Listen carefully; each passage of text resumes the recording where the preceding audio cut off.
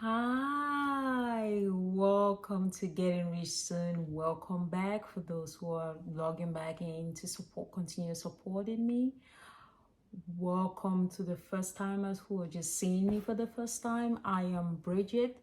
I am the host for the Getting Rich Soon show. Today we want to talk about pain of debt. I'm just gonna go straight into reading one of the messages one of my supporters sent to me. And this is I'm just going to, I know a lot of us are going through certain things like this, but I just want to read these to make someone know that you are not alone. It says, 10 years ago I was debt free. Now I am over $50,000 in debt. Why? I didn't have a goal. I also borrowed and spent money on things I did not need. The first thing you have to do is set a goal. My wake-up call is that I am 54 and not ready to retire in 10 years. I don't want to depend on inheritance to get out of debt and retire. I have a goal now. It isn't to buy a house though. That is the typical American dream for most people. It is to build my net worth and get out of debt. Thank you for sending me such a message. I do appreciate it. It helps when you see things like this, you use it as a teaching ground for a lot of people, because sometimes we feel like we are the only ones in our situation, but in all honesty, there are so many people going through the same thing. It's just 2024, guys. Life is difficult across the board. It is painful, and I know everyone is going through something, right? So we're going to talk about the most difficult thing happening now in the United States, or if you're in Europe or whatever, which is debt, right? How to paying off debt. In paying off debt, there are a couple of strategies, right? But the first thing is, first off, you have to make it a goal that you really want to pay off this debt.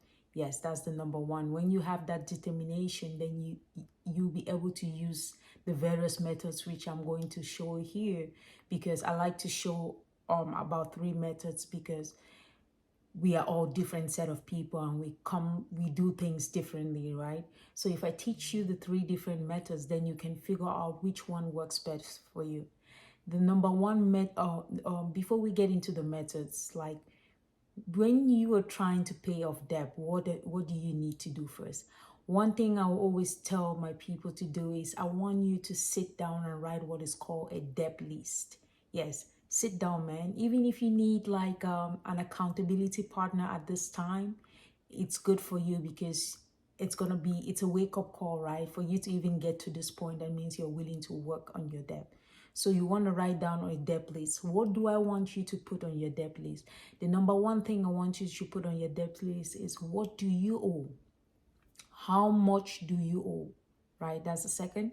When is it due? Right? And what is the interest rate, and what is the status? So there are 5 things. What do you owe? How much do you owe? When is it due? What is the interest rate, and what is the status, right? This is your debt list, your picture of your debt. You have it written down.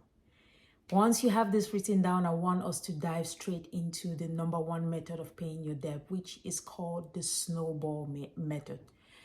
The Snowball method, a lot of people use this because it is more motivating as you see the success rate faster. So that's why a lot of people like Dave Ramsey teach just the Snowball method, because for people to even get into debt, right deep into debt, they're going to need some form of motivation to get out of it. So how does the Snowball method work? The Snowball is, you're going to list all of your debt, starting from your smallest debt to your largest debt. From your smallest debt to your largest debt, right? So you are going to make minimum payments on all of your debt. Remember when we talked about credit cards and credit scores, and we said that one of the number 1 cause of your score is payment history, right? So you have to keep making the payments on all of your cards. So in this situation, we are only going to make the minimum payments on all of the debt. But on your smallest debt, guys, you are going to make the minimum payment as well as any extra money you had. You remember, if you're trying to get out of debt, you have to get some form of extra income. Or if you're doing your budgeting, you are doing those, setting those priorities right, you're cutting off money and trying to adjust it to your debt. Let's say, for example, you had like just credit card debt, right? You had 4 credit cards. One of them, you have a credit card where you're owing about $6,000. One, you're owing about $4,000. The other one, you're owing $200, and the other one, no, on one of them you're owing like $600, and the other one you're owing $200. So the way for the snowball method, what you're gonna do is you're gonna list it starting from the credit card where you owe $200 to the credit card where you owe $6,000. So what are you going to do in this situation? You're going to do the minimum payments. What are the minimum payments? That's why you look at this when you were writing your debt list, you should know which, for example, what card. Let's say if a card decided the minimum payment for that card every month is $50. So you have to make the minimum payment on all of those debt you owe, and then you're gonna go to that smallest debt. Let's say if the smallest debt, the minimum payment on it was $50, you're gonna make the minimum payment as well as an extra. Let's say if your extra that you could only cough up was $25. So on that lowest card, which you're owing $200, you're gonna be making $75 payment every month. So now you're gonna knock off within 3 months, with $75 of a payment, you should be able to pay off that $200 card off, right? So now you only have 3 cards left, because remember you started with 4 cards. So what you're gonna do with the snowball method is you're gonna rule over the payment you were making on the smallest card now to the next card, that which you were already making a minimum payments on that too. So you're ruling it over to the next card, which was like the one you owed like $600. So now let's say the minimum payment you were originally making on the $600 card was $50. So now you're going to keep making that $50, but now you remember you had the $75 which you were making on the previous card, which you have paid over. So you're going to roll that over to this card, $75 plus $60. That's how much you're now paying on the $600 card. Once you have the $600 card paid off, you're going to do the same thing. Now you're going to roll over the $75 plus the $50 you are making combined, and then you're going to move to the next card. Whatever the minimum payment on that card was, you're going to be adding $75 plus $50, and that's how you're going to keep going. So snowball method is pretty much going down the hill, collecting all the minimums and moving, so that by the time you get to your biggest step, which is the $6,000, you have a lot of money to be able to chunk at it, and you're going to attack that debt a lot faster. The reason why people like the snowball method, as I said, is because it's motivating. They can see the early success, so they push. That's why a lot of people will prefer this method. The next method is the avalanche method, guys. This method is for people who are logical, in the sense that they want to save money. Even though they are trying to pay off their debt, they also want to save money in the interest. So what does the avalanche method teach?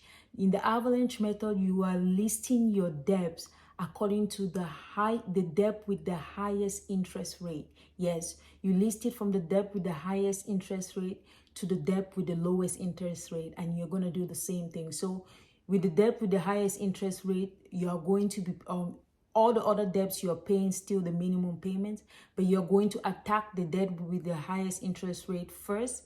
Once you knock that off, then you're going to roll over that payment to the next debt and keep going. And that's how you do with the avalanche method. The last method is what is called the tsunami method.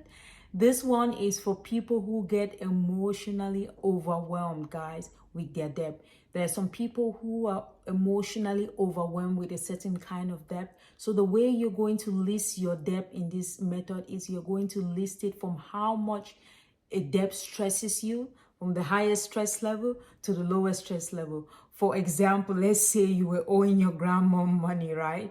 And you were owing a credit card.